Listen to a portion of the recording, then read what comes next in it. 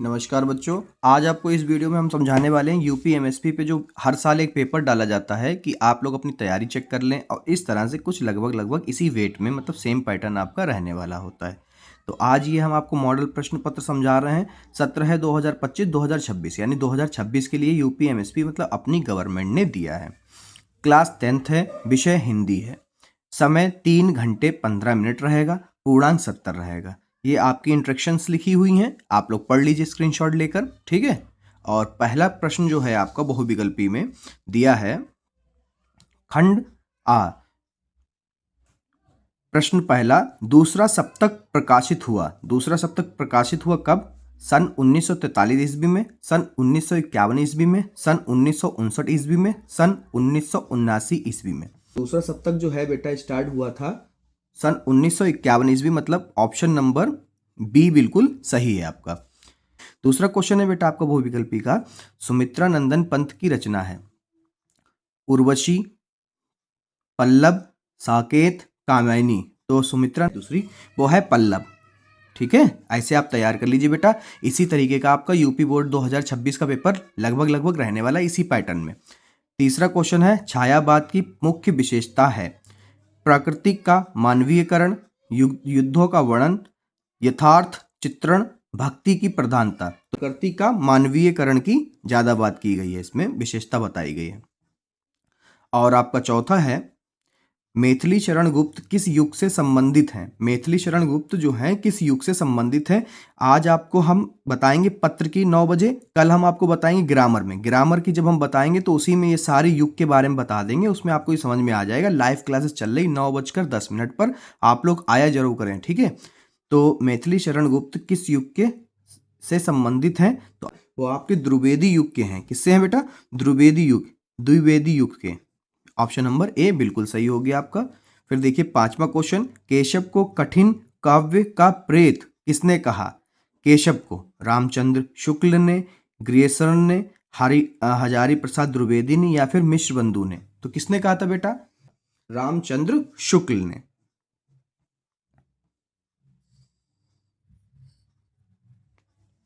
प्रश्न संख्या 6 है बेटा, आजाद शत्रु नाटक को नाटककार हैं। आजाद शत्रु जो नाटक था उसके नाटककार कौन है? Option number A Jaishankar Prasad, Mahadevi Verma, सी राम कुमार वर्मा, सुमित्रा नंदन पंत, ठीक है। इसको देखिए, इस पे आप कौन सा टिक लगाएंगे बेटा? कार हैं जयशंकर प्रसाद, ठीक है। फिर अगला देखिए, इलाचंद जोशी की कहानियों का विषय है ऑप्शन ए सामाजिक, ऑप्शन बी मनोवैज्ञानिक, ऑप्शन सी ऐतिहासिक, ऑप्शन डी राजनीतिक, ठीक है। तो इसमें कौन से कहानियों का विषय है इलाचंद्र के? ठीक है बेटा, वो हमें मनोवैज्ञानिक के बारे में, इसी विषय में उन्होंने ज़्यादा कहानियाँ लिखी हैं। फिर हमारा अगला है, सन 1018 से 1936 ईस्वी तक का समय है। देखिए 1018 से 1936 ईस्वी तक का समय है। ऑप्शन ए प्रेमचंद्र युग, ऑप्शन बी शुक्ल युग, ऑप्शन सी प्रसाद युग या फिर ऑप्शन डी उपयुक्त ये सभी। तो आपको बता दें बेटा 1018 से 1936 तक शुक्ल युग बोला गया है। किसका बोला गया? शुक्ल युग। अगला है, मिलान कीजिए। पहला वाला मैला आंचल, मैला आंचल जो है बेटा आपका, वो ए वाला जो है आपका यहाँ पर मैला आंचल। तो मैला आंचल जो है वो है फणीश्वर नाथ रेड्डी रेणु, ये पहला यहाँ पर आएगा, यानी पहला वाला खा में गया, ठीक है। ये वाला इसमें 2 रह गए, यानी ये वाली लाइनें कट गई आपकी, ठीक है। ये 2 गलत हो गए। पहला वाला कहाँ जा रहा है? खा में। फिर चित्रलेखा जो है आपका, देखिए इस तरह के क्वेश्चन आपको गणित में भी मिल रहे हैं, इस तरह के क्वेश्चन आपको हिंदी में मिले हैं, ठीक है। तो इस तरह के क्वेश्चन की तैयारी आप करके जाइए। 2026 में 100% इस टाइप का एक क्वेश्चन जरूर आपको एमसीक्यूज में मिलेगा। चित्रलेखा बेटा, चित्रलेखा जो है भगवती शरण वर्मा है, तो इसमें इसका ये आ जाएगा आपका। फिर उसने कहा था ये किसके बारे में है? ये जो है हमारा चंद्रधर शर्मा के गुलेरी, मतलब ये आ जाएगा। उसने कहा था, मतलब तीसरा वाला जा रहा है घा वाले में, ठीक है। फिर देखिए कफन तो आप सभी जानते हैं किसकी फेमस कविता है या किसने लिखा था? प्रेमचंद ने। तो पहला है खा में, यानी ये वाला, ठीक है। ये 2 रह गए। फिर चित्रकला लिखा है गान में, यानी ये वाला। आपको कुछ भी नहीं करना, ये वाला लगा देना। देखिए सारे मैच करके देख लेते हैं, ठीक है बेटा। देखिए पहला जो है खा में जा रहा है, ठीक है। दूसरा जो है गा में जा रहा है, ठीक है। तीसरा जो है खा में आ रहा है, ठीक है। अब चौथा जो है वो काम में जा रहा है, ये ठीक, यानी ऑप्शन नंबर हमारा ए जो है बिल्कुल सत्य है। अगला देखिए बेटा आप, फिर इसी तरह से है, निम्नलिखित में से उपन्यास है, पहला सेवा सेवा सदन, दूसरा विराटा की पद्मिनी, तीसरा कफन, चौथा चित्रलेखा। तो इसमें ऑप्शन सुन लीजिए पहले। ऑप्शन जो आपको दे रखे हैं, ऐसे क्वेश्चन में सबसे पहले ऑप्शन देखा करो। ऑप्शन जो है आपका केवल पहला, बी वाले में कह रहा पहला, दूसरा, तीसरा, ये तीनों के तीनों क्या है, उपन्यास है। सी वाले में कह रहा पहला, दूसरा और चौथा उपन्यास है। और डी में कह रहा है कि चारों के चारों उपन्यास, मतलब उपयुक्त सभी यानी सभी के सभी उपन्यास है। तो इसमें जो है आपका होगा ये बेटा सभी के सभी क्या है, उपन्यास। ऑप्शन नंबर डी आपका बिल्कुल सही है। अभी हम आपको बाकायदा 50 नंबर वाले जो है आपकी गद्य के पद के सब कुछ कराएंगे आपको इसी वीडियो में। नंबर 11 है, करुण रस का स्थायी वायु। देखिए ये एक क्वेश्चन आप बेटा लिख के जाओ, लगभग एक क्वेश्चन जरूर इसका मिलेगा। करुण रस का मिल सकता है, हास्य रस का मिल सकता है, और आपका श्रृंगार रस का एक स्थायी वायु जरूर पूछेगा। ये तीन में से एक क्वेश्चन जरूर आने वाला है। तो करुण रस का है, करुण रस का बेटा आपको पता ही होगा अगर आपने पढ़ा है। करुण रस जो होता है वो शोक के लिए होता है, तो इसका स्थायी वायु किसका होगा, शोक। ठीक है।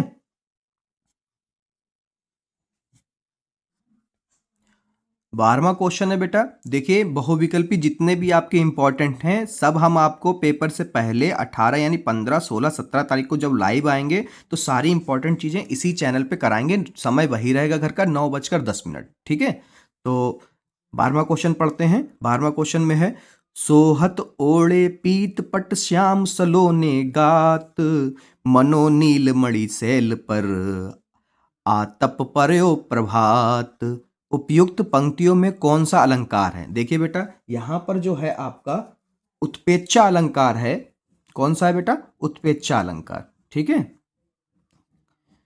कह रहे श्याम जी के बारे में कहा जा रहा है, यानी श्री कृष्ण के बारे में कह रहे हैं। वो सोहत ओढ़े पीत पाट, ये सब हम आपको बता देते हैं। ये बहुविकल्पी है तो सिर्फ इसमें काम का बताते हैं। ठीक है। अगर ये पद्यांश में होता तो आपको सब करके बताते। ठीक है। प्रश्न संख्या 13, यह एक सममात्रिक छंद है। यह एक सममात्रिक छंद है। इसमें 4 चरण होते हैं। प्रत्येक चरण में 11, 13 के विराम से 24 मात्राएं होती हैं। किस छंद का लक्षण है। तो ये किस छंद का लक्षण होता है बेटा, ध्यान से पढ़ लीजिए। आपको देखिए ये हम अभी परसों जो आए थे उसमें भी ये क्वेश्चन था। इसमें क्या है, रोला घर का होता है। ये किसकी परिभाषा है, रोला की। ठीक है। अगला देखिए बेटा, सममात्रिक छंद जो है हमारा रोला है, और 11 और 13 विराम से चारों चरण में 24 मात्राएं होती हैं। एक इसकी परिभाषा बन रही है रोला छंद की। अगला है हमारा क्वेश्चन नंबर 14, प्रहार शब्द में किस उपसर्ग का उपयोग है। देखिए उपसर्ग से संबंधित एक प्रश्न हर साल आता है। ये आपका देखिए रटे हुए हैं, हर साल आपको एक प्रश्न इससे रोला छंद से एक क्वेश्चन मिलने ही मिलने हैं। कि उपसर्ग बताइए प्रहार में। उपसर्ग का मतलब आपको मैं बता दूं, उपसर्ग का मतलब होता है कि पहले क्या जुड़ा, मतलब पहले दिया होता है और बाद में जोड़ना होता है। तो हार अगर दिया है और कह रहा उपसर्ग का प्रयोग करिए तो इसमें प्रा लगा है। क्या लगा है, प्रा। ठीक है, पहला वाला होता है। फिर देखिए अगला बेटा, पंचतंत्र में कौन सा समास है। देखिए गिनती आ गई है। देखिए क्या आ गई है बेटा, गिनती। पंच, पंच का मतलब 5। तो जब गिनती आती तो हमारा कौन सा समास होता है बेटा, द्विगु। कौन सा होता है, द्विगु। तो आपको ये सारी चीजें हम आपको बता ही चुके हैं। नहीं बता चुके तो एक प्लेलिस्ट हम अलग से बना देंगे अपने चैनल पे, वहां पर हम ये सारी चीजें डाल देंगे। ठीक है। तो पंच मतलब गिनती आ गई है तो ये द्विगु समास में चला जाएगा। देखिए एक क्वेश्चन आपका उपसर्ग से पक्का है आना, और एक क्वेश्चन समास से ठीक उसके बाद में आना है पक्का। ये हमेशा आते हैं। 16वां क्वेश्चन देखिए बेटा आपका, 16वां क्वेश्चन जो है बेटा आपका, अर्थ के आधार पर वाक्य के कितने भेद हैं। देखिए वाक्य, ये इंपॉर्टेंट एक क्वेश्चन इसका भी मिलेगा आपको वाक्य के ऊपर। ठीक है, वाक्य के कितने भेद हैं। देखिए बेटा वाक्य के जो भेद होते हैं बेटा वो होते हैं आपके टोटल 8। कितने होते हैं, 8। क्योंकि अर्थ के आधार पर, देखिए फिर से मैं आपको रिपीट कर रहा हूं बेटा, वाक्य के कितने भेद हैं, अर्थ के आधार पर 8। ठीक है। अब है अगला क्वेश्चन जो बेटा वो देखिए, आंसू का तत्सम रूप है। आंसू का तत्सम रूप होता है बेटा, आंसू का तत्सम रूप है, आप कहीं ना जाइए, अशु में लगा दीजिए। ठीक है। अब देखिए वाच्य का फिर से, ये है वाच्य, ये वाक्य है। अब देखिए कर्मवाच्य में प्रधानता होती है, कर्म है तो किसकी होगी, कर्म की प्रधानता होगी। ठीक है, क्योंकि यहाँ देखिए कर्मवाच्य है तो सी वाला पकड़ लीजिए। हो गया, इतने इजी होते हैं बेटा। आप ऐसे ही प्रैक्टिस करते रहेंगे तो आपके सब आप वहां पे 20 के 20 सही करके आएंगे। अब देखिए ताव्य शब्द में वचन और विभक्ति है, ये इस तरह का एक क्वेश्चन जरूर आपको मिलेगा 100%। और क्वेश्चन नंबर 19 ही होगा, वहां भी क्वेश्चन नंबर 19 ही होगा, क्योंकि ये आपका यूपी एमएसपी पर दे रखा है। इसी टाइप का आपका पैटर्न होगा 2026 यूपी बोर्ड परीक्षा का। ठीक है, तो देखिए आगे, चतुर्थी विभक्ति बहुवचन, तो चतुर्थी में यानी कि ऑप्शन नंबर डी आपका बिल्कुल सही है। फिर अगला है आपका 20 वाला, निम्नलिखित शब्दों में सर्वनाम है। अब देखिए सर्वनाम आप जानते हैं, मनुष्य क्या हो गया आपका, जो मनुष्य है वो आपका एक प्राणी के बारे में बताया जा रहा है। बचपन देखिए जो है एक किशोरावस्था, ऐसी चीजें बताई जा रही हैं, ये भी आपका संज्ञा हो गई है। कोई जो है, ये कोई जो है यहाँ पे किसी का नाम नहीं लिया जा रहा है, किसी प्राणी के लिए इस्तेमाल किया जा रहा है। कहते नहीं कोई मुझे पानी लाकर दे दो, तो यहाँ पर किसी का नाम नहीं इस्तेमाल किया गया है, तो ये अपना क्या है, सर्वनाम हो गया। ठीक है, ये 20 एमसीक्यूज आप तैयार कर लीजिए। अब हम आपको बताते हैं गद्य पद्य की रेखांकित अंश की व्याख्या करने वाले, कि आपकी कॉपी बदल गई, आपको कॉपी भी दिखाते हैं किस टाइप को आपको वहां पर मिलेगी। अब हम आपको बताएंगे वर्णनात्मक प्रश्न यानी कि खंड बा। ये आपका पूरा 50 अंक का होता है। ठीक है, यानी इसको सेक्शन बी भी आप कह सकते हैं। ये 50 अंक का है बेटा। तो इसमें आपका सबसे पहले क्या करना होता है, देखिए सबसे पहले इसमें करना होता है, प्रश्न संख्या 1 है, निम्नलिखित गद्यांश पर आधारित 3 प्रश्नों का उत्तर दीजिए। 3 प्रश्न हैं, प्रत्येक नंबर 2 अंक का है, टोटल हो गए आपके 6। ठीक है, भिन्न भिन्न, देखिए पहला क्या गद्यांश है, भिन्न भिन्न धर्मों के मानने वाले भी जो सारी दुनिया के सभी देशों में बसे हुए हैं। ठीक है, यहाँ तक है, आप समझ गए होंगे ये किस पार्ट का है। ये है हमारा भारतीय संस्कृति का। तो इसमें पहला क्वेश्चन क्या कह रहा है, देखिए बेटा, उपयुक्त गद्यांश का संदर्भ लिखिए। दूसरा, लेखक ने भारतीय संस्कृति को अनेक देशों का समूह क्यों कहा है। तीसरा है, रेखांकित अंश की व्याख्या कीजिए। प्रत्येक प्रश्न 2-2 नंबर का, यानी तीनों क्वेश्चन करने पर आपको मिलेंगे 6 अंक। तो आइए आपको बताते हैं कैसे करना है। आपको पता ही है जैसे कि यूपी बोर्ड ने अपना पहला पेज जो है फ्रंट पेज बदल दिया है। अब फ्रंट पेज कुछ इस तरह से होगा। ये हम एक रील, शॉर्ट रील बना के डाल देंगे आपको इंस्टाग्राम पे, वहाँ पे भरना ही बता देंगे। और आपकी एक अलग से वीडियो भी मैंने बना दी है कि इस तरह की कैसे आप कॉपी भरेंगे। अब कॉपी आपकी एक रजिस्टर की तरह होगी। ठीक है, एक रजिस्टर की तरह होगी, जो लंबाई में काफ़ी होगी और चौड़ाई उसकी कम होगी। ये देखिए ऐसे खुलेगी और आपको ऐसे लिखने को मिलेगा। ठीक है, दूसरा पेज ऐसे खुलेगा, तीसरा पेज ऐसे खुलेगा। ये इसको आप इस पे कैसे लिखेंगे, आइए हम आपको बताते हैं। इसमें देखिए बेटा, आप लिखेंगे, सबसे पहले डालेंगे खंड बा, वर्णनात्मक प्रश्न, उत्तर नंबर पहला, क्योंकि पहले ही करना है जिसमें हमने आपको बताया था भिन्न भिन्न। ठीक है, संकेत में डालेंगे भिन्न भिन्न धर्मों, डॉट डॉट डॉट, लास्ट में जो लिखा होगा वो डाल देंगे, में आएगी। पहले क्वेश्चन में हमें 2 नंबर के लिए बताया गया था कि इसका संदर्भ लिखना है। प्रस्तुत गद्यांश हमारी पाठ्य पुस्तक के भारतीय संस्कृति नामक पाठ से लिया गया है। इसके लेखक डॉक्टर राजेंद्र प्रसाद हैं। दूसरे क्वेश्चन में बेटा आपसे कहा था रेखांकित अंश की व्याख्या कीजिए, तो उसकी व्याख्या जो है कुछ इस तरह से होगी, देख लीजिए। भारत में विभिन्न धर्मों, भाषाओं और परंपराओं के लोग सदियों से एक साथ रहते आए हैं। यहाँ की बोलियों और धर्मों के संप्रदायों की गिनती करना आसान नहीं है, और बाहरी तौर पर देखने वाले तो को केवल यही भिन्नता नजर आती है। तीसरे क्वेश्चन में आपसे कह रहा था, देखिए दूसरे क्वेश्चन में आपसे कह रहा था कि लेखक ने भारतीय संस्कृति को अनेक देशों का समूह क्यों कहा है, तो ये कारण बताया। फिर अगला है आपका रेखांकित अंश की व्याख्या कीजिए। तीसरा, 4 नंबर आपके कंप्लीट हो गए हैं, 2 नंबर और। ठीक है, रेखांकित अंश का भाव यह है कि भारत में इतनी अधिक विविधताएं हैं कि अगर कोई अपरिचित व्यक्ति जो यहाँ की गहराई में नहीं जाता, यह देखकर घबरा जाए और कहे कि यह एक देश नहीं बल्कि अनेक देशों का एक समूह है, यह एक जाति नहीं अनेक जातियों का समूह है, तो इसमें आश्चर्य की बात नहीं है। सतही तौर पर देखने वाले को केवल ये एक ऊपरी भिन्नताएं ही दिखाई देती हैं। जैसे कोई अचानक से कोई व्यक्ति अगर आ जाए अपने देश में अब वो देखे कि असम में है तो वहाँ पे एक अलग भाषा बोली जा रही है, अलग जाति रह रही है, और वो महाराष्ट्र में जाए तो वहाँ पर उसको अलग लगेगा। अब वो उत्तर प्रदेश में चला है तो उसको अलग महसूस होगा, और वो राजस्थान चला जाए वहाँ पर बिल्कुल बोलचाल अलग होगी। अब वो ये सब चीज़ें देख कर जब वो टोटल निष्कर्ष निकालेगा तो वो ये कहेगा कि भारत एक देश कैसे हो गया। भारत में तो अलग अलग तरह के लोग हैं, अलग अलग राज्य हैं, तो ये कई देशों का एक समूह है जिसको भारत कहते हैं। तो उसको अचानक जब कोई अनजान व्यक्ति आएगा तो उसको ये महसूस होगा, पर जो यहाँ रह रहा है और इसकी गहराई में जाता है तो पता चलेगा कि इस देश की आज़ादी के लिए सभी ने भाग लिया था, सभी पूरे जितने भी राज्य हैं सभी एक साथ चल उठे थे। तो ऐसे करके ये एक राज्य बना है, एक राज्य, कई राज्य मिलकर एक देश बना है, कह सकते हैं यहाँ पर।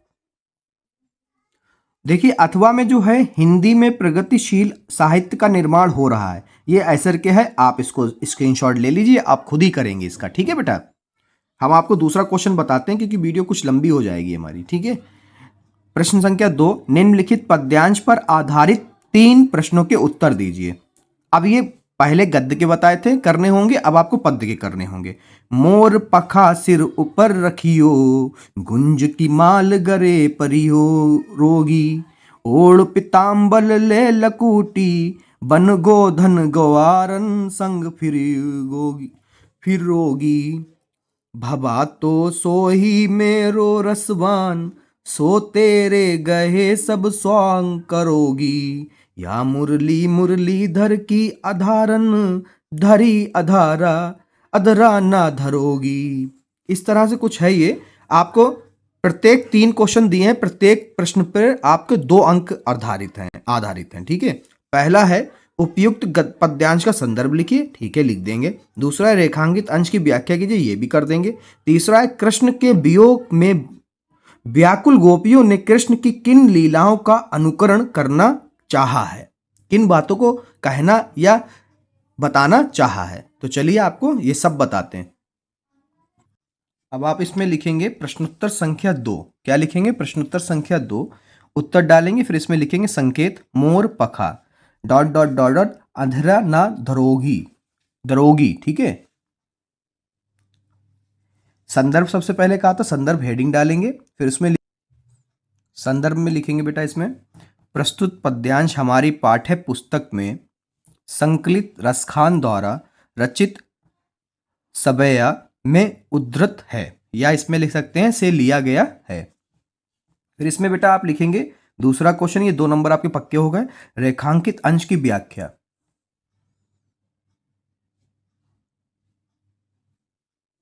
जब हमने इसको स्क्रीन को, फिर आप डालेंगे बेटा रेखांकित अंश की व्याख्या। गोपियां कृष्ण की मुरली को अपना सौतन मानती हैं और कहती हैं कि वे रूप धारण करने के लिए सब कुछ कर सकती हैं, लेकिन वह मुरली जिसे कृष्ण ने अपने ओंठों पर रखा था उसे किसी भी हाल में अपने ओंठों पर नहीं रखेंगी। तीसरा है क्योंकि वो उसको सौतन मान रही हैं गोपियां। तीसरा क्वेश्चन आप लिखेंगे गोपियों ने कृष्ण की तरह सिर पर मोर पंख का मुकुट पहनने गले में कुंज की माला धारण करने, पीतांबर यानी पीला वस्त्र ओढ़ने और हाथ में लाठी लेकर ग्वालों के संग वन में गाय चराने की लीलाओं का अनुकरण करना चाहा है। ये आपका अथवा का है बेटा। इसमें क्या है, उदो मोही ब्रज विसृत नाही, ये आपका जो है, आप इसको स्क्रीनशॉट ले लीजिए, आप स्वयं करिएगा, ठीक है, क्योंकि एक करना है तो हमने एक करके आपको बता दिया है। अगला क्या है प्रश्न, देखिए बेटा प्रश्न संख्या 3, ध्यान दीजिए। प्रश्न संख्या 3 है, दिए गए संस्कृत गद्यांश में से किसी एक संदर्भ सहित हिंदी में अनुवाद कीजिए। देखिए संदर्भ लिखने के आपको मिलेंगे 2 अंक और हिंदी अनुवाद करने के मिलेंगे 3, यानी टोटल हो गए 5। अब है क्या ये, यह नगरी विविध धर्मणाः संगम स्थली, यानी ये वाराणसी का है, ठीक है। वाराणसी में आप इसको कैसे लिखेंगे आइए हम आपको बताते हैं, बहुत ध्यान दीजिएगा। और दूसरा वाला अथवा में है तो इसका स्क्रीनशॉट ले लीजिए, आप स्वयं करेंगे। पहला वाला हम आपको बता दे रहे हैं। सबसे पहले संकेत डालेंगे, कैसे डालना है कैसे लिखना आइए हम आपको बताते हैं। सबसे पहले आप कॉपी पे लिखेंगे प्रश्नोत्तर संख्या 3, संकेत डालेंगे। संकेत में क्या लिखेंगे बेटा, ध्यान दीजिए। सबसे पहले लिखेंगे प्रश्नोत्तर संख्या 3, संकेत लिखेंगे। संकेत में लिखना है यह नगरी, मतलब स्टार्टिंग के 2-3 वर्ड और लास्ट के 2-3 वर्ड। फिर आप डालेंगे संदर्भ, प्रस्तुत संस्कृत गद्यांश हमारी पाठ्य पुस्तक संस्कृत खंड के वाराणसी नामक पाठ लिया गया है। ठीक है बेटा, यहाँ तक आपका लिखना अनिवार्य है। यहाँ तक आप लिखेंगे, आपको 2 नंबर मिल जाएंगे। इसके आगे हमने इसलिए लिख दिया है कि आप इसके बारे में कुछ और भी बता सकें, ताकि एग्जामिनर को ऐसा लगे कि आपने पढ़ा ये पूरा पाठ। फिर इसमें लिखेंगे इस पाठ में वाराणसी की ऐतिहासिकता, धार्मिक महत्व और सांस्कृतिक योगदान का वर्णन किया गया है। इतना लिखेंगे, इतना भी लिख देंगे, लिया गया है यहाँ तक लिख देंगे, तब भी आपका काम चल जाएगा। फिर इसके बाद में हम लिखेंगे हिंदी अनुवाद। यह नगरी अनेक धर्मों के मिलन का स्थान है। महात्मा बुद्ध, तीर्थकर, पार्श्वनाथ, शंकराचार्य, कबीर, तुलसीदास और अन्य बहुत से महात्माओं ने यहाँ आकर अपने विचारों का प्रसार किया। यह नगरी न केवल दर्शन, साहित्य और धर्म में बल्कि कला के क्षेत्र में भी विभिन्न कलाओं और शिल्पों के लिए संसार में प्रसिद्ध है। यहाँ की रेशमी साड़ियों देश विदेश में हर जगह पसंद की जाती हैं। बेटा इस तरह से आप अगर लिखेंगे, 2 नंबर आपको संदर्भ में, 3 अंक आपको मिलेंगे। हिंदी अनुवाद टोटल हो गए 5 अंक। जैसे कि मैंने आपको बताया कि आप अथवा वाला स्क्रीनशॉट ले लेंगे, कर लेंगे। चौथा क्वेश्चन हम आपको बताते हैं। दिए गए संस्कृत पद्यांश में से किसी एक का संदर्भ सहित हिंदी अनुवाद कीजिए। सेम पैटर्न रहेगा, 2 अंक आपको मिलेंगे संदर्भ लिखने के, 3 अंक आपको मिलेंगे हिंदी अनुवाद। तो देखिए बेटा, माता गुरुतरा भूमे खात। देखिए बेटा, प्रश्नोत्तर संख्या चौथा डालेंगे और ये सिर्फ चौथा ही है, इसका का आ नहीं है तो ये काट देते हैं हम। ये सिर्फ चौथा संख्या है, ठीक है। संकेत डालेंगे बेटा, माता गुरुतरा, स्टार्टिंग के 2 शब्द और लास्ट के 2 शब्द। फिर संदर्भ लिखेंगे, प्रस्तुत श्लोक हमारी पाठ्य पुस्तक हिंदी के संस्कृत खंड के जीवन सूत्राणी पाठ से लिया गया है। आपको बता दें कि इसमें सिर्फ और सिर्फ पाठ का नाम लिखना होता है। हिंदी अनुवाद लिखेंगे, माता पिता व पृथ्वी से भी भारी, भारी का मतलब है यहाँ पर महानता से, यानी महान है। पिता आकाश से भी अधिक ऊंचे हैं, मन हवा से भी अधिक तेज चलने वाला है और चिंता तिनके से भी अधिक दुर्बल यानी कमजोर बनाने वाली एक चीज है। इतना लिखेंगे, आपको 2 अंक मिल जाएंगे संदर्भ में और 3 अंक आपको मिल जाएंगे पूरे हिंदी अनुवाद में। यहां पर आपके हो गए 5 अंक, ठीक है। प्रश्न संख्या 5, देखिए ये 3 अंक का आपको एक उत्तर देना होगा। शब्द सीमा अधिकतम है 80 शब्द, ठीक है। 1 प्रश्न देना होगा, 3 अंक का है, पूरे 3 नंबर मिलेंगे। अपने पाठित खंड काव्य के आधार पर निम्नलिखित प्रश्नों से किसी एक का उत्तर दीजिए। हर जिले के अकॉर्डिंग ये क्वेश्चन करना होता है। हमारा यूपी 30 है, तो बेटा इसमें कौन सा आपको करना है, आइए आपको बताते हैं। अगर आप लोग चाहते हैं कि अपने जिले में भी आप कोई, जैसे मुक्ति दूत है, अग्र, ऐसे करके कई हैं, अगर आप लोग चाहते हैं तो हम आपके लिए एक वीडियो बना देंगे। आप कमेंट कर दीजिए सर इसका मुझे पूरा बता दीजिए, मैं बता दूंगा, ठीक है। तो चलते हैं अपना यूपी 30 के लिए जो करना है उसको बताते हैं।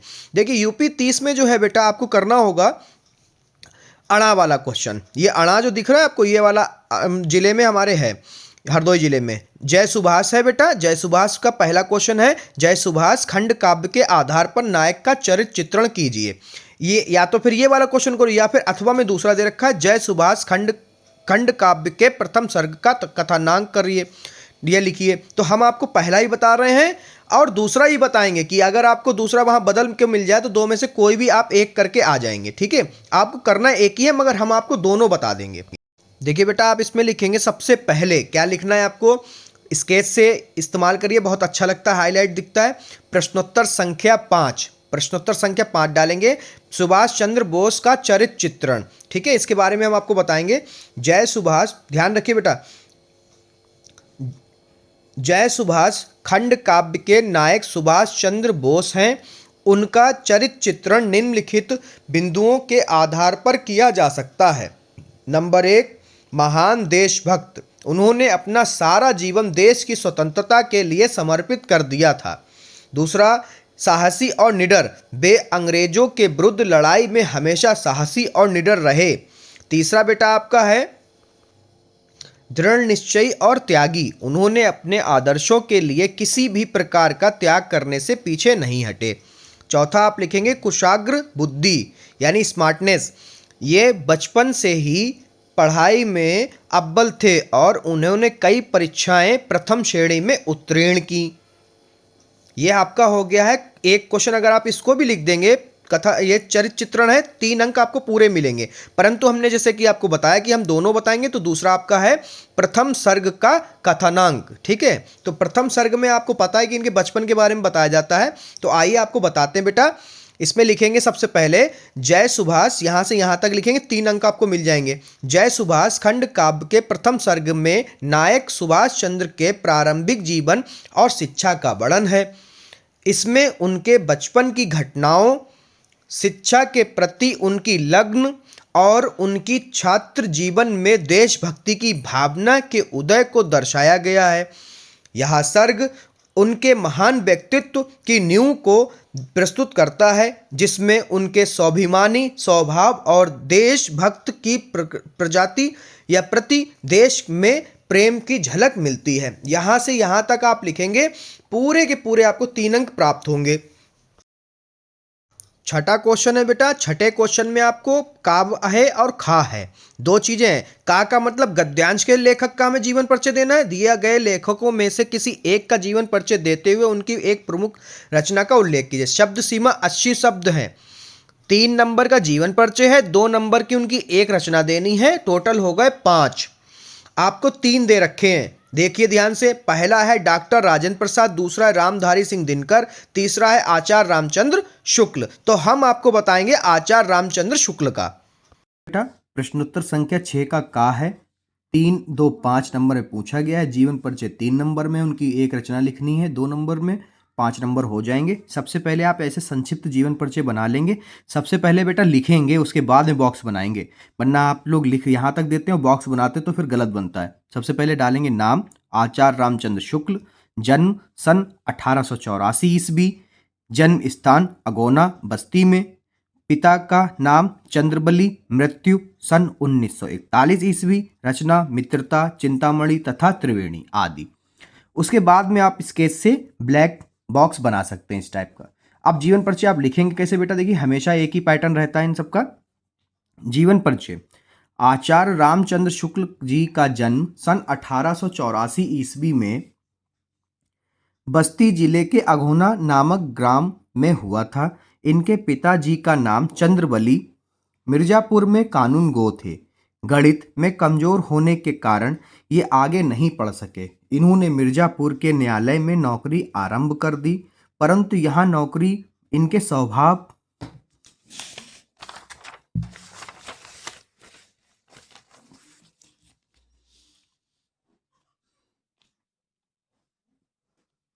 स्वभाव के अनुकूल नहीं थी, अतः ये मिर्जापुर के मिशन स्कूल में चित्रकला के अध्यापक बन गए। अध्यापक कार्य करते हुए इन्होंने अनेक कहानियां, कविता, नाटक और निबंध आदि की रचना की। इन्होंने 19 वर्ष तक काशी नगरी प्रचारणी पत्रिका का भी संपादन किया। हिंदी का यह दिग्गज सन 1941 ईस्वी में स्वर्गवासी हो गया। इनकी रचनाएं थी मित्रता, रस मीमांसा, चिंतामणि और त्रिवेणी। ये 2 नंबर इसमें, 3 नंबर इसमें, टोटल हो गए 5। ठीक है, ये टॉपर की कॉपी है हमारे स्कूल में जो प्री बोर्ड में हुई थे। अब है छठे का खा वाला। दिए गए कवियों में से किसी एक का जीवन परिचय देते हुए उनकी एक प्रमुख रचना का उल्लेख कीजिए। शब्द सीमा वही रहेगी, अधिकतम 80 शब्द। 3 नंबर का जीवन परिचय, उनकी एक रचना बताएंगे, 2 नंबर मिलेंगे, कुल हो गए 5 नंबर। आपको 3 दिए हैं, बिहारी लाल, सूरदास या फिर मैथिली शरण गुप्त का। तो हम आपको बता रहे हैं सूरदास का। किसका बता रहे हैं बेटा? सूरदास को। फिलहाल आपको हमारी ये चैनल की प्लेलिस्ट है जीवन परिचय, उसमें सबके मिल जाएंगे। तो आपको हम बता रहे हैं इस वीडियो में सूरदास का। ठीक है, तो प्रश्नोत्तर संख्या 6 का खा डालेंगे बेटा। उसमें है सूरदास के बारे में हम बताएंगे जीवन परिचय उनका। संक्षिप्त परिचय आप ऐसे डालेंगे, सबसे पहले लिखेंगे नाम सूरदास, जन्म सन 1478 ईस्वी में, जन्म स्थान रुनकता, पिता का नाम रामदास सरस्वत, माता जी का नाम जमुना दास। देखिए कुछ बच्चे कमेंट कर रहे थे, उस दिन हमने शॉर्ट वीडियो डाली थी, जमुना दास नहीं है बेटा, जमुना दास ही है। ठीक है, इनके माता का नाम जमुना दास ही है, हमने कई जगह से कंफर्म किया, जमुना दास ही है, जमुना दास। ठीक है, गुरु का नाम वल्लभाचार्य, मृत्यु सन 1583 ईस्वी में। रचनाएं इनकी सूरसागर, सूरसारावली। ठीक है, ये बहुत बड़ी रचनाएं हैं इनकी। फिर आप चाहें तो इसको एक बॉक्स में बंद कर सकते हैं ब्लैक स्केच से। उसके बाद में आप डालेंगे जीवन परिचय। सूरदास जी का जन्म सन 1478 ईस्वी में आगरा में मथुरा जाने वाली सड़क के पास स्थित रुनकता नामक ग्राम में हुआ था। इनके पिता का नाम रामदास सरस्वत था, माता का नाम जमुना दास था। सूरदास जी जन्मंध थे या नहीं, विद्वानों में मतभेद है। ये बचपन से विरक्त होकर ये गांव घाट पर रहने लगे थे। इन्होंने वल्लभाचार्य जी को एक पद गाकर सुनाया, जिस पर प्रसन्न होकर उन्होंने इनको श्री कृष्ण की बाल लीलाओं का गान करने का सुझाव दिया। तभी से ये वल्लभाचार्य के शिष्य बन गए और वहीं गोवर्धन पर्वत पर अब बने श्रीनाथ जी के मंदिर में कीर्तन करने लगे। इनकी मृत्यु सन 1583 ईस्वी को गोवर्धन के पास पारसोली नामक गांव में हुआ था। प्रमुख रचनाएं इनकी बेटा, पहली है सूरसागर, फिर दूसरा है सूरसारावली, तीसरी है साहित्य लहरी आदि। ठीक है, एक पूछी गई है, कोई भी आप दो तीन याद रख करके जाएं कि आप वहां पे भूलें ना। प्रश्न संख्या 7, अपनी पाठ्य पुस्तक से कंठस्थ कोई एक श्लोक लिखिए जो इस प्रश्न पत्र में ना आया हो। ये कार्य आपके लिए है बेटा, आप लोग याद कर लीजिए। कोई भी 2 नंबर आपका ये 100% श्योर है, 2026 में भी आएगा। प्रश्न संख्या 8 है, निम्नलिखित में से किन्हीं 2 प्रश्नों का उत्तर संस्कृत में दीजिए। 1+1 2 नंबर मिलेंगे, यानी एक प्रश्न करने पर 1, 2 करने को कहा गया तो 2 नंबर। फिलहाल हम आपको चारों बताएंगे क्योंकि ये यूपीएमएसपी से दिया गया है, क्या पता इसमें से कौन सा आ जाए। ठीक है, तो 4 में से आपको चारों बताएंगे। आपको फिलहाल वहां 2026 में बोर्ड परीक्षा में सिर्फ 2 करने होंगे। इसमें पहला क्वेश्चन है बेटा आपका संस्कृत में, भारतीय संस्कृत मूल किम अस्ति। ठीक है, इसमें आप लिखेंगे उत्तर नंबर पहला डाल के प्रश्न 8 का, विश्व स्पष्टः ईश्वरः एकः एव अस्ति इति भारतीय संस्कृतेः मूल्यम अस्ति। दूसरा क्वेश्चन है बेटा आपका इसमें, का संस्कृत सदा गतिशीला वर्धते। तो इसमें आप लिखेंगे भारतीय संस्कृता सदा गतिशीला वर्धते। तीसरा क्वेश्चन है आपका बेटा, पुरु राजा केन सह युद्धम अकुरोत। तो इसमें लिखेंगे पुरु राजा अलेक्जेंद्र सिकंदरण सह युद्धम अकुरोध। फिर इसमें लिखेंगे चौथा, चंद्रशेखर का अस्ति। तो इसमें लिखेंगे चौथा क्वेश्चन उत्तर है आपका, चंद्रशेखर प्रसिद्ध क्रांतिकारी देशभक्त अस्ति। आप देखिए बेटा प्रश्न संख्या नंबर 9, निम्नलिखित में से किसी एक विषय पर निबंध लिखिए। शब्द सीमा लगभग 200 है। ये हमने आपको कल ही आपको सारे लाइव क्लास में 9-10 पर बताए थे बेटा। अगर आपने नहीं अटेंड किए तो अभी जाकर सारे के सारे मेरे निबंध एक ही वीडियो में मैंने कन्वर्ट कर दिए। लाइव क्लास कल हमने ली थी बेटा 9:10 पर। आज भी हम लेंगे, जिसमें आपको पत्र और प्रार्थना पत्र बताएंगे, वे सारे के सारे जो पिछले 10 साल में पूछे गए थे। ठीक है, पिछले 10 सालों में जो पूछे गए हैं वे हम आपको सारे के सारे आज रात 9:10 पर बता देंगे। तो पहला है पर्यावरण प्रदूषण, दूसरा विज्ञान अभिशाप या वरदान, तीसरा है यातायात के नियम, चौथा है जनसंख्या लाभ या हानि। अगर आप लाइव क्लास नहीं आपने अटेंड की है तो आप हमारे चैनल की प्लेलिस्ट पर जा सकते हैं, वहाँ पर निबंध करके एक प्लेलिस्ट हमने बना दी, उसमें देख लीजिए। 14 या 15 है, सिर्फ 14 या 15 में से आप अगर आधे भी तैयार कर लोगे तो भी आपके ये 7 अंक पूरे पक्के हो जाएंगे। तो चलिए हम आपको इसमें बताते हैं, पर्यावरण ये वाला बताते हैं आपको, विज्ञान अभिशाप या फिर वरदान। सबसे पहले डालेंगे आप अपनी कॉपी पे। ठीक है, प्रश्नोत्तर संख्या 9, टाइटल आपका है विज्ञान वरदान है या अभिशाप। रूपरेखा कैसे डालेंगे, प्रस्तावना, नंबर 2 विज्ञान वरदान, नंबर 3 विज्ञान अभिशाप, नंबर 4 विज्ञान का महत्व, फिर है उपसंहार 5वीं, और ये खत्म हो जाएगा यहाँ पर। सबसे पहले आप डालेंगे प्रस्तावना। प्रस्तावना में क्या लिखेंगे, विज्ञान आज ईश्वर के समान सर्वव्यापी हो गया है। ठीक है, सर्वव्यापी मतलब हर जगह आपको इसकी आवश्यकता पड़ सकती है या फिर हर जगह मिल जाता है, इसका इस्तेमाल होते आप देख पाते हैं। मानव जीवन का कोई ऐसा क्षेत्र नहीं, कहीं ऐसा कोना नहीं जहां विज्ञान ना हो। विज्ञान के बदौलत आज जीवन एक रंगीन कल्पनाओं का सुनहरा संसार बन गया है, जो कभी हमारा सपना हुआ करता था। छोटी कॉपी के, आपके बोर्ड वाली कॉपी के 2 पेज या 1.5 पेज तो होना ही चाहिए। फिर आप इसमें लिखेंगे विज्ञान वरदान।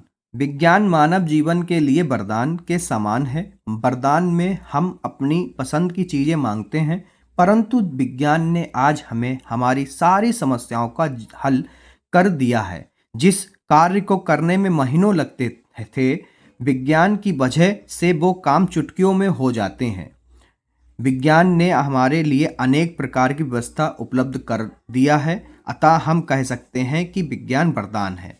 फिर आप डालेंगे विज्ञान अभिशाप। ठीक है, फिर इनके अभिशाप क्या क्या हो सकते हैं विज्ञान के, वो आप बताएंगे। अगर देखा जाए तो जितना विज्ञान हमारे लिए वरदान है, उतना ही विज्ञान हमारे लिए अभिशाप है, क्योंकि नई नई मशीनों और यंत्रों के आविष्कार से लोगों का रोजगार खत्म हो रहा है, क्योंकि मजदूरों की जगह लोग यंत्रों से काम करवाना उचित समझते हैं। मोबाइल फ़ोन के आविष्कार से छात्रों और छात्राओं का भविष्य खराब हो रहा है, क्योंकि अधिकतर बच्चे उसका दुरुपयोग कर रहे हैं। परमाणु बमों के आविष्कार से मनुष्य के लिए खतरा बन गया है। एक देश दूसरे देशों पर हमला कर देते हैं, जिससे आगामी पीढ़ी को परेशानी होती है। कहने का तात्पर्य यह है कि विज्ञान हमारे लिए वरदान के साथ साथ अभिशाप भी है। फिर आप डालेंगे अगली हेडिंग, विज्ञान का महत्व। विज्ञान का महत्व मनुष्य के जीवन में कई क्षेत्रों में दिखाई पड़ता है, जिनमें से कुछ प्रमुख क्षेत्रों का वर्णन इस प्रकार है। का वाला आप डालेंगे महत्व में, परिवर्तन के क्षेत्र में। पहले लंबी यात्राएं सपने के समान लगती थीं, किंतु आज रेलों, मोटरों और वायुयानों ने लंबी यात्राओं को अत्यंत सुगम व सुलभ कर दिया जाता है। पृथ्वी ही नहीं, चंद्रमा पर भी हमारे भारतीय वैज्ञानिकों ने विजय प्राप्त कर ली है। खावाला आप डालेंगे संचार के क्षेत्र में। टेलीफोन, टेलीग्राम, ईमेल आदि के द्वारा क्षण भर में संदेश पहुंचाए जा सकते हैं। रेडियो और टेलीविजन के द्वारा कुछ ही पलों में एक समाचार विश्व भर में फैल जाता है। कृषि के क्षेत्र में ट्रैक्टरों, ट्यूबवेलों, रासायनिक खाद एवं कीटनाशक, उन्नत किस्म के बीजों के आविष्कार से कृषि उत्पादन में पर्याप्त बढ़ोतरी हुई है, जिससे विश्व की बढ़ती जनसंख्या का पेट भरना संभव हो सका है। खावाला डालेंगे चौथा यानी महत्व। चिकित्सा के क्षेत्र में आधुनिक चिकित्सालय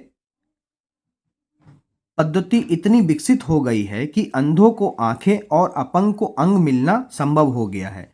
सीटी स्कैन, एमआरआई के आविष्कार ने एक नई क्रांति ला दी है। उपसंहार में लिखेंगे, विज्ञान के विषय में विचार करने पर यह बात तो स्पष्ट है कि विज्ञान एक और वरदान है तो दूसरी और अभिशाप है, किंतु विज्ञान अभिशाप तभी होगा जब हम उसका दुरुपयोग करेंगे। इसके लिए हमें विज्ञान का दुरुपयोग नहीं करना चाहिए और विज्ञान द्वारा दिए गए वरदानों का लाभ लेना चाहिए। विज्ञान द्वारा विनाश तभी होता है जब व्यक्ति अपने गलत इरादे से इसका उपयोग करता है। अब धन्यवाद लिखना चाहें लिख सकते हैं, नहीं लिखना चाहें ना लिखें। देखिए ये प्री बोर्ड के बच्चे की कॉपी है, अभी 2026 में हुए थे, उसमें देखिए हमारे हिंदी के अध्यापक ने 7 अंक पूरे दिए हैं इसको। ठीक है, तो इस तरह से अगर आप लिखेंगे तो वो कॉपी बोर्ड में भी चेक करने जाते हैं, वहाँ भी आपको 7 अंक पूरे मिलेंगे। अब यूपी बोर्ड 2026 में आपका 10वां क्वेश्चन लगभग होगा। ठीक है, इसी तरह से आपका ये सेम पैटर्न रहेगा। पहला है, उत्तर मध्य रेलवे को एक ऐसा शिकायती पत्र लिखिए जिसमें ट्रेन में साफ सफाई और सुविधाएं ना उपलब्ध होने का उल्लेख करिए। ये तो पत्र, ये आपका हो गया प्रार्थना पत्र। ठीक है, अब देखिए ये प्रार्थना पत्र है बेटा, और ये वाला है अपनी रुचियों का उल्लेख करते हुए अपने मित्र को पत्र लिखिए, ये पत्र है। ठीक है, तो ये प्रार्थना पत्र है जो आप रेलवे प्रबंधक को लिखेंगे, और ये पत्र है जो आप अपने मित्र को लिखेंगे। तो हम आपको बता रहे हैं ये वाला, अपनी रुचियों का उल्लेख करते हुए अपने मित्र को पत्र। सबसे पहले आप लिखेंगे प्रश्नोत्तर संख्या 10। ये आप लिखना चाहें ना लिखना मत बेटा वहाँ पर, क्योंकि आप प्रश्नोत्तर संख्या डाल देंगे तो ये मत लिखना, क्योंकि ये हमने रील बनाने के लिए बनाई थी, तो इसलिए यहाँ पर ये लिख दिया था कि बच्चे ढूंढेंगे कैसे। तो आपको ये नहीं लिखना, आप अगर बोर्ड में गए हैं तो सिर्फ क्या लिखेंगे, प्रश्नोत्तर संख्या 10। फिर देखिए सेंडर, सेंडर मतलब प्रेषक होता है, प्रेषक का मतलब जो भेज रहा है। भेजने वाले का एड्रेस है 62, गली नंबर संख्या 7, शाहबाद हरदोई, पिन नंबर 241124। अगर आप डालना चाहें तो डाल सकते हैं, ना डालना चाहें तो ना डालें। उत्तर प्रदेश, दिनांक डालना जरूरी होता है बेटा, 19 फरवरी 2024, जो आप डालना चाहें डाल सकते हैं। फिर उसके बाद में आप लिखेंगे रिसीवर यानी कि प्राप्तकर्ता, ठीक है। प्राप्तकर्ता में आप लिखेंगे प्रिय मित्र सोम राठौर, सा प्रेम नमस्कार। फिर इसमें लिखेंगे आशा है तुम अच्छे होगे, आज मैं तुमसे अपनी रुचियों के बारे में तुम्हें बताना चाहता हूँ। मुझे पढ़ना लिखना और चित्र बनाना बहुत पसंद है। जब भी समय मिलता है मैं नई किताबें पढ़ता हूँ और कविताएं लिखता हूँ। इसके अलावा मैं बैडमिंटन खेलना भी पसंद करता हूँ, जिससे मेरा शरीर स्वस्थ रहता है। मुझे पता है कि तुम्हारी भी कुछ खास रुचियां होंगी। पत्र लिखकर जरूर बताना। जल्दी मिलेंगे, तुम्हारा मित्र शादाब अहमद। ठीक है, ऐसे अगर लिखोगे तो पूरे आपको 4 अंक मिलेंगे। यही पेपर आपका सेम पैटर्न में 2026 का मिलने वाला है बेटा। कुछ चीजें इधर से उधर हो सकती हैं मगर टाइप्स यही रहेंगे सेम टू सेम। लगभग 70% 80% पेपर यही रहेगा। कुछ चीज़ें वो कन्वर्ट कर सकता है, जैसे कि अब पत्र ये ना होकर दूसरा पत्र दे देगा, मगर पत्र होगा जरूर। अब ये कौन से पत्र दे सकता है वो आपको आज मेरे लाइव क्लास 9:10 रात में मिल जाएंगे। सारे पत्र बता दूंगा जो 10 साल में पूछे गए थे, सारे के सारे पत्र और सारे के सारे प्रार्थना पत्र। अधिक जानकारी प्राप्त करने के लिए आप हमारे जैन क्लासेस 009 को फॉलो कर सकते हैं इंस्टाग्राम पर। वहां पे सबसे पहले गतिविधि यानी PDF या फिर फोटो या फिर कोई भी रील अपलोड होती है।